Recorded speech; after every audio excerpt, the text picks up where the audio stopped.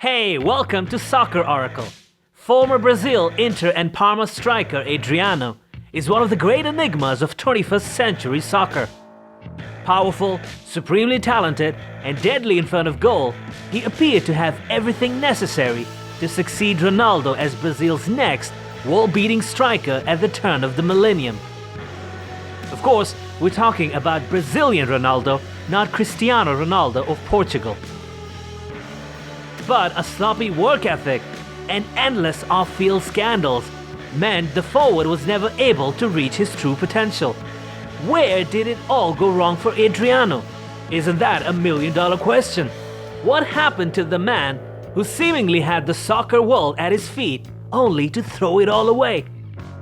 The Rio de Janeiro native had been marked out for greatness right from the beginning. At the tender age of 17, he had already forced himself into the Flamengo first team. At 19, he was on his way to Italian giants Inter Milan in a deal worth over 13 million euros. With starting opportunities scarce at San Siro, the youngster was sent out on loan to Parma, where he smashed 26 goals in 44 games, and thus earning himself a move back to the Nerazzurri. In the meantime, he had already starred for his nation, winning the Golden Boot during Brazil's successful pursuit of the Copa America title in 2004. But despite shining for both club and country, there were concerns over his, exuberant lifestyle. In 2006, he was twice caught partying in nightclubs and was therefore dropped by Brazil's coach Dunga as a warning to straighten himself out. Now here's what Dunga said about him. He's a champion, but he must rediscover his motivation, the right spirit and focus. Inter is like a national team. There are 18 champions in the squad. Every day, Adriano must fight to keep his place. Needless to say, the warning went unheeded. Despite continuing to score goals in an Inter side that took 4 consecutive Scudetti between 2006 and 2009, the striker was becoming more of a liability with each passing season. Hey, if you're enjoying our video, don't forget to click the subscribe button, as your support is very important for us.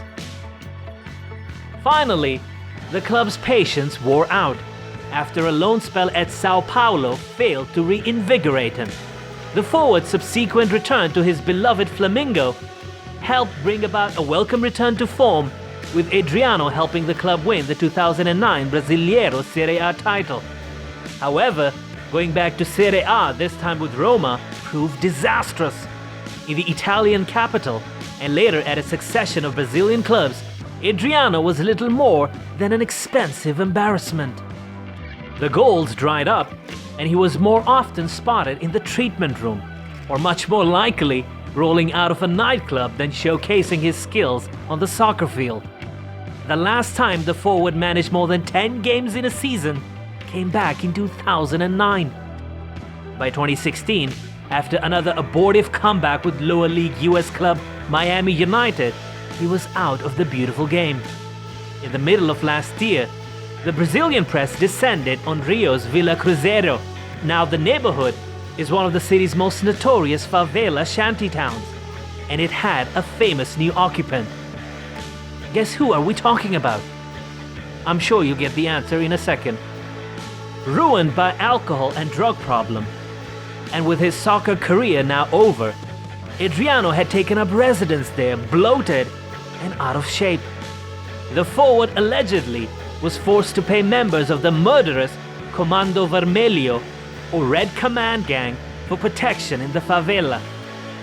It wasn't as surprising as it sounded, because in 2010, he had been photographed wielding what appeared to be an AK-47 submachine gun and flashing one of CV's gang signs.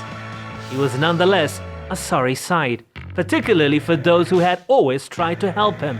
However, Javier Zanetti, the legendary Inter and Argentina fullback who played alongside Adriano at San Siro, believes that one tragic telephone put the player that he believed was to be the next Ronaldo on a path of self-destruction. And this is what he had to say. Adriano had a father who looked after him a lot and kept him in line. But at the start of the 2004 and 5 season, something unimaginable happened. he got a call from Brazil and was told his father had died. I saw him cry. He threw the phone down and started shouting it was impossible. From that day on, Moratti and I decided to take him in like a brother and protect him.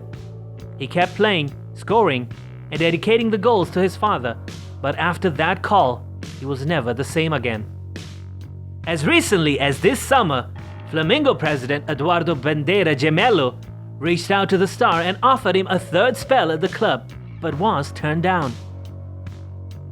At the 2018 World Cup, he will be 36, and he's still better than everyone else. Plus, Flamengo need an idol, but he did not accept.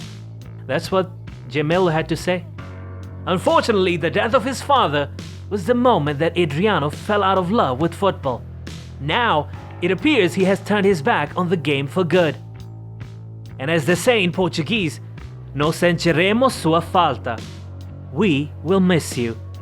If you like our channel, don't forget to subscribe and click the bell icon so you get notified whenever we upload our next video. Your valuable suggestions are very important to us, so do post them in the comment section.